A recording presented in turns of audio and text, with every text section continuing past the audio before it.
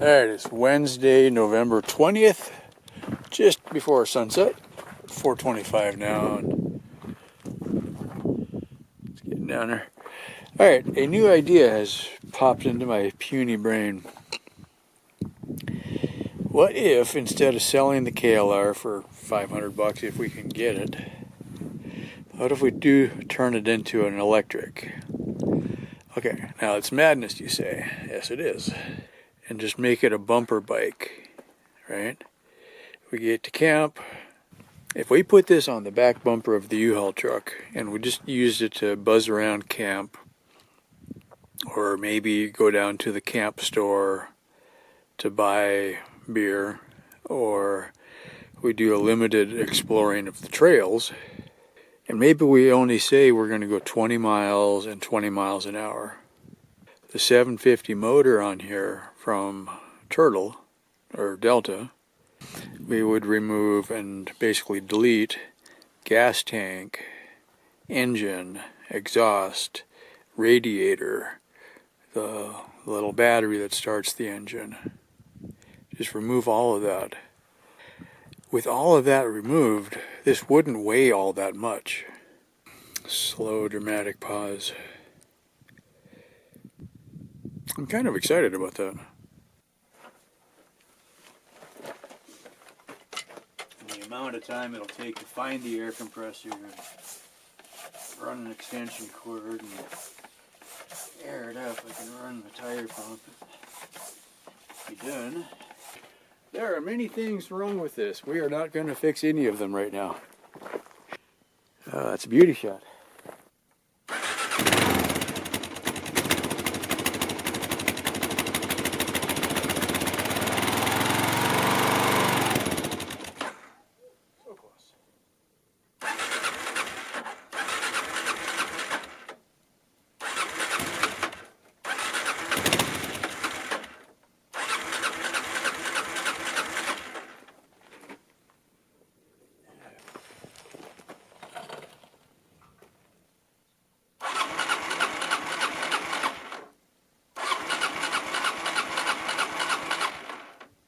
Alright, on to the next part.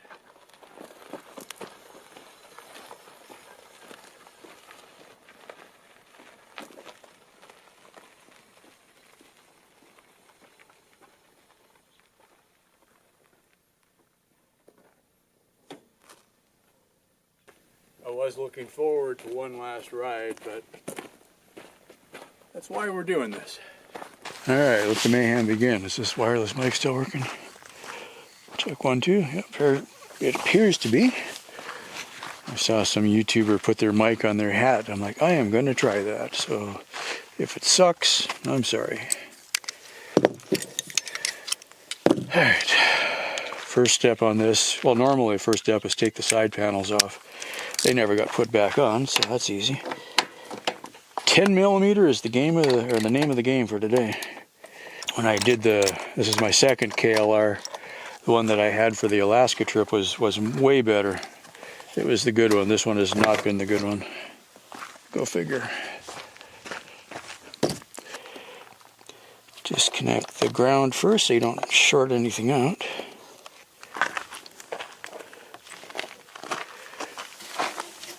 That one's held on to the grommet. Oh yeah.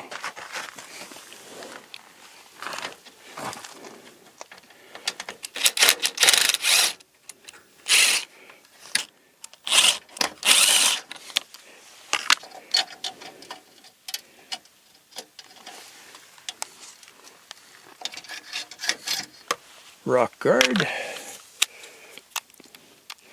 Little tiny radiator. This is smaller than a heater core in most cars. Oh yeah, I forgot about that. I broke my coolant overflow on the bike, cracked it. One of the times I tipped over. So out of desperation,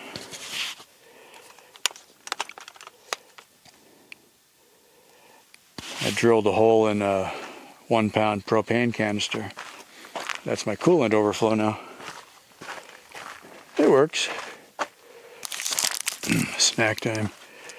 If anybody is at Cliff Bar wants to sponsor me, that would be cool. I'd probably just work for free product. I'd make out okay.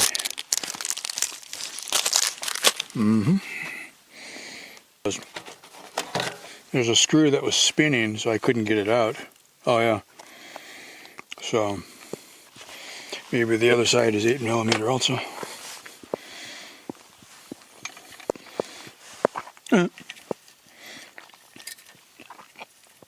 This overflow tank, I think I just taped in with electrical tape. That's quality work.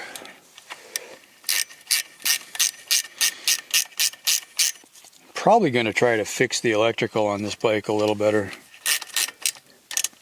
Like there's a fuse right here for something, but they didn't put all the fuses in the same place, you know, for whatever reason.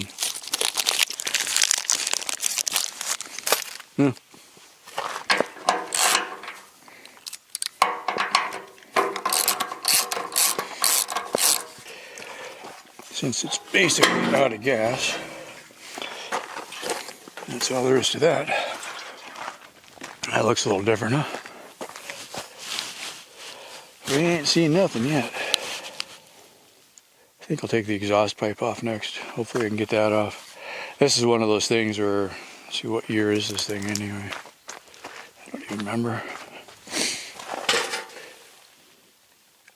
Oh, it's a 2006. Manufacture date 0606. So that makes it, what, 18 years old?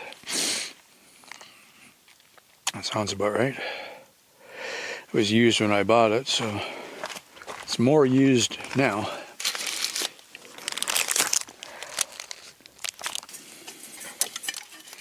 Zip ties just exploded. A little bit in there.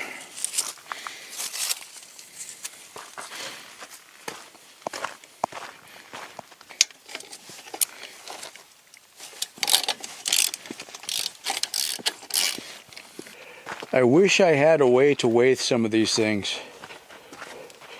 This is one of the things a lot of people change is the muffler on a KLR. It's really heavy. I mean, I don't know, 7 or 8 pounds maybe? I'm just looking at it, it's like, okay, 100 pounds for the motor. If it's an 8-pound muffler, we're going to lose a lot of weight taking this thing apart. That's going to be cool. Anyway, one tailpipe. I considered selling the motorcycle, and then I considered selling the parts. I don't know what's going to happen yet. I do have, somebody gave me an old ATV, one of the old 3-wheeler trikes that didn't have a motor. It is chain drive. This might be a possibility. I don't think I'll ever ride it, but I might put it together and sell it to somebody that would. Could happen if you're interested. It would be fun. Maybe, I mean, if I put it together, I will ride it a little bit, but I will have to take the rear subframe off to get the airbox out. I'm not 100% sure on that. I think I'll take the airbox off next and then see if I can... That's here. This is where the air filter is. That can go. Some of this will stay. Oh. The wiring harness, yeah. It's all joined together. So, here's the chew marks from the rats. Probably mice. I just lump them all together out of spite. Okay.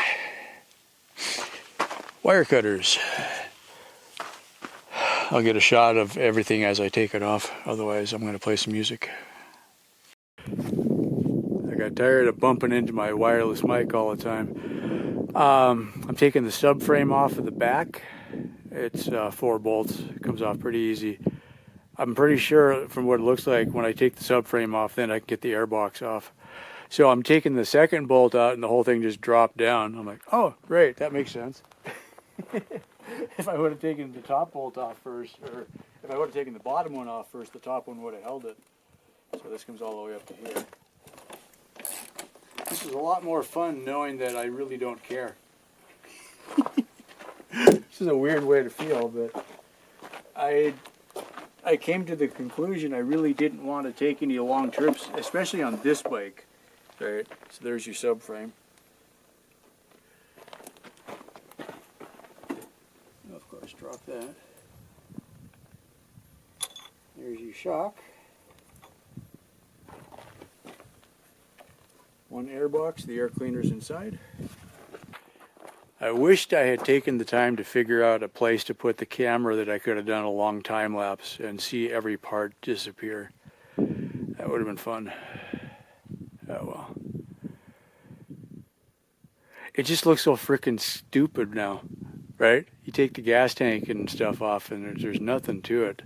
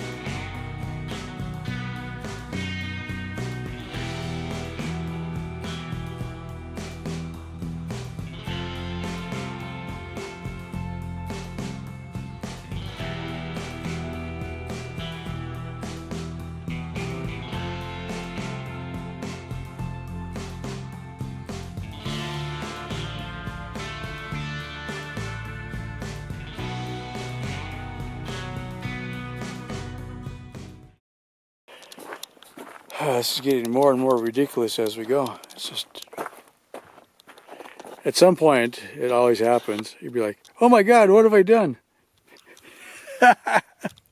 It's never going back together, that's for sure. I mean, technically it could. I'm going to loosen up. There's a whole wiring bundle up here that, you know, these are held down with just simple bendy tabs. That's a real slick way to do things. And then undo some zip ties and clean that up. This is majorly bent. I remember when that happened. I was unloading the bike in the truck, undid one ratchet strap and just completely wasn't thinking. Undo the one and the shocks pushed the bike up against the other one and it just slammed itself into the side of the truck, which is why I had a broken coolant tank. Yeah. Anyway. And then handlebar stuff we're going to leave alone, so I'm just going to focus on getting the motor out. Part of this wire bundle I don't need, but I'm not going to do anything with it today probably. Parts I need and parts I don't. So like this, I marked this one that goes to the tail lights. It's weird. I never noticed that the shock is off center. Like it's actually, the bracket is mounted to one side. Don't know why that is. They're just strange. Maybe there's a clearance problem with something else. I don't know. It seems odd that they would do it non-symmetrical. Oh, the airbox would come through this side. Duh. Yeah, they needed room to get the air intake to work. Okay, it's almost not a motorcycle anymore. It's been de-iced shortly. Okay. This mount is removed. This one is removed. This bolt is coming out. That bolt is out. I think it's settled down, so it's sitting on the frame now. Okay. So when I get this out, I took the shock, the top bolt out of the shock to rest the wheels on the ground. The frame is sitting on the jack stands now. It's not super secure, but it's not too bad. I also took some tape and taped up the, oh yeah, this is the water pump, all of it. Yeah, it's pretty small. Anyways, I taped up where the water was coming out. Also put some tape over the exhaust out and over the intake in. I think all the wires are out of the way. Now it's just down to heavy lifting. Okay, we'll try it this way. That actually might work.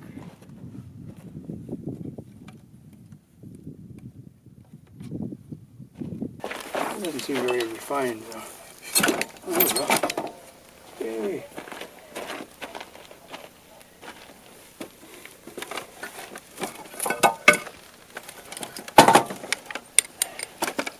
Ta-da! Now don't drop it, don't get tangled up. Yeah, we have done it. We have done a thing. Yeah, it is kind of heavy. Please hope that it's still rolling. Yes! Captured on camera. Okay. That was the plan for today. It's not dark or anything. In fact, I think we did pretty good on time. So I'm happy about that. Surely that wouldn't work.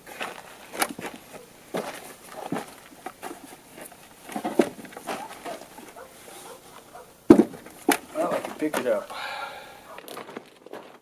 Bush.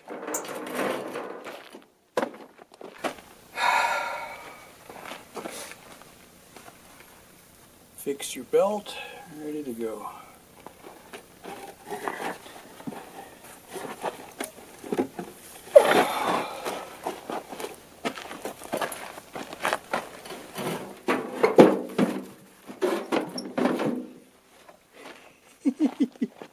That could be the fastest wheelbarrow ever. Except it's a KLR, it's not the fastest of anything.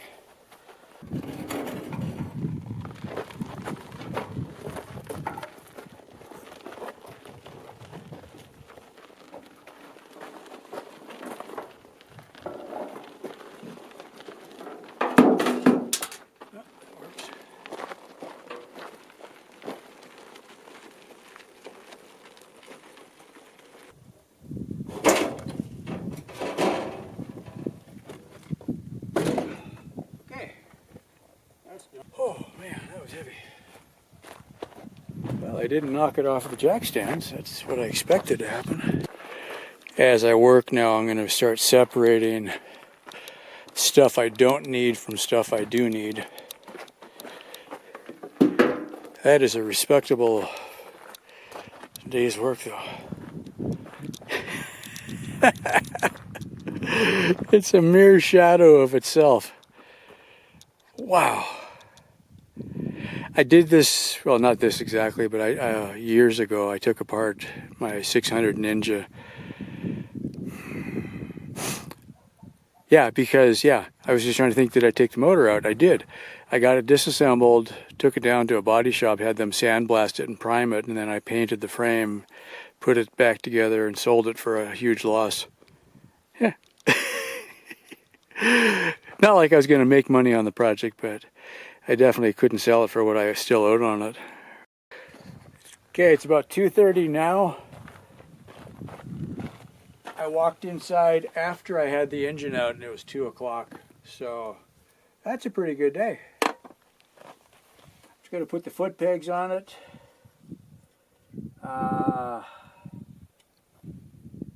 Okay, yeah, there we go.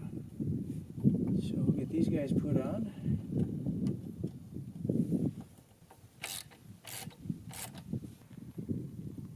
And then stand up. And then, also since the bike doesn't weigh anything anymore. Ah! Oh, I'm liking this. Yeah, that's a little easier.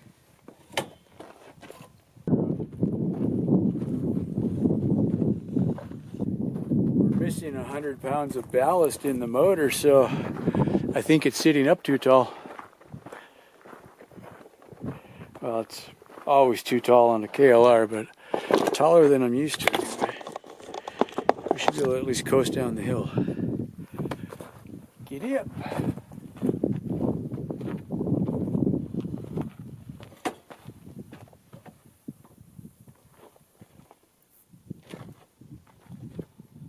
God, that seems weird.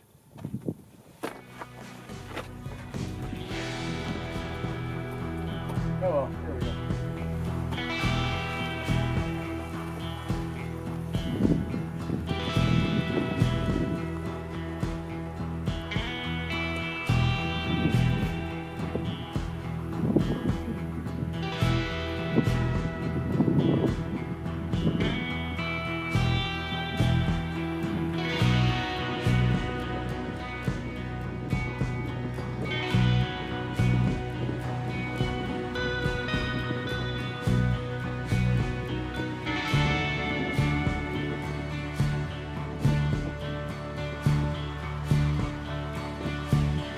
Well, I won't have any trouble with that motor at least moving it. It's so right now.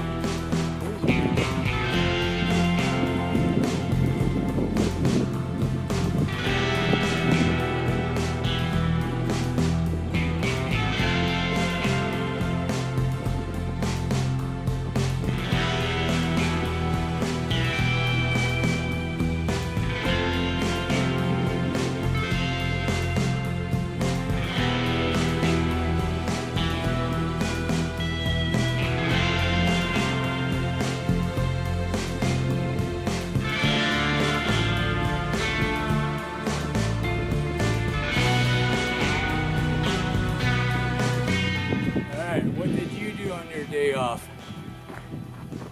Tell me in your comments. Well, we got a lot done today. This thing weighs virtually nothing now. That's a good place to start. I think the next day I'm going to take a shot at the wiring harness, figure out what I don't need, and strip that down. And then we'll go from there. Thanks for watching.